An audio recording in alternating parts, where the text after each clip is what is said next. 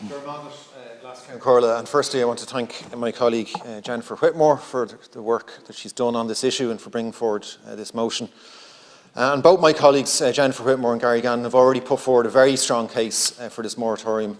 And it is with a sense, I think, of disbelief that we're bringing this forward and having to make these arguments to a Green Party minister who should know well why the interests in terms of climate change, in terms of the people of Ireland, demand that a moratorium is put in place on data centres, and that's put in place now.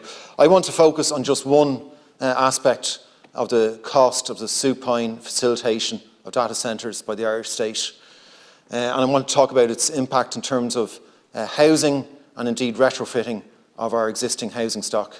And as the government and the minister is well aware, we have a massive deficit in skilled construction workers now, which is going to put us under huge pressure in terms of building the new homes that we need and indeed retrofitting our existing stock. Professor John Fitzgerald recently issued a very stark warning on this and said, as a country, we're going to have to choose between building the new homes that we need or retrofitting our existing stock. That's a very, very stark warning, and it doesn't come from nowhere. It comes from a situation where we have the massive neglect in terms of apprenticeships for skilled workers in construction.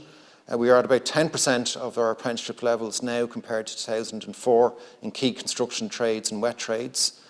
We have, in terms of the government itself, is projecting that we need 27,000 additional skilled construction workers just to meet our existing needs. And what has this got to do with data centres? Well, data centres are pulling skilled construction workers that we need for retrofitting our existing housing stock to meet our climate change targets. They're pulling them away from that, and they're pulling them away from building new homes. And we need those skilled construction workers for those key tasks of retrofitting and building new homes. And that's the choice that the government is making here. And let's be very clear about this. The government has chosen data centres. And think about this. Think about what is a data centre. It's where you hold, for example, content from social media and from websites, photos of buildings, photos of homes.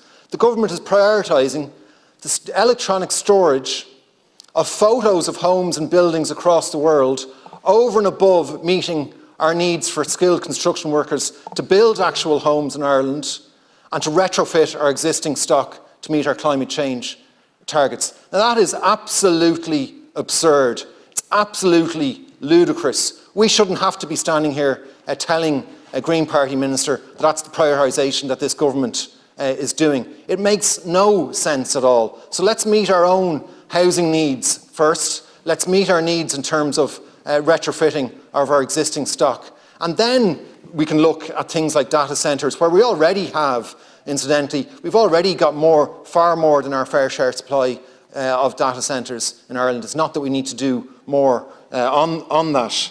And that is, I have to say, I don't think the electorate will thank the government for the prioritisation that they're doing on this and for ignoring the big deficit that we have, for example, in skilled construction workers.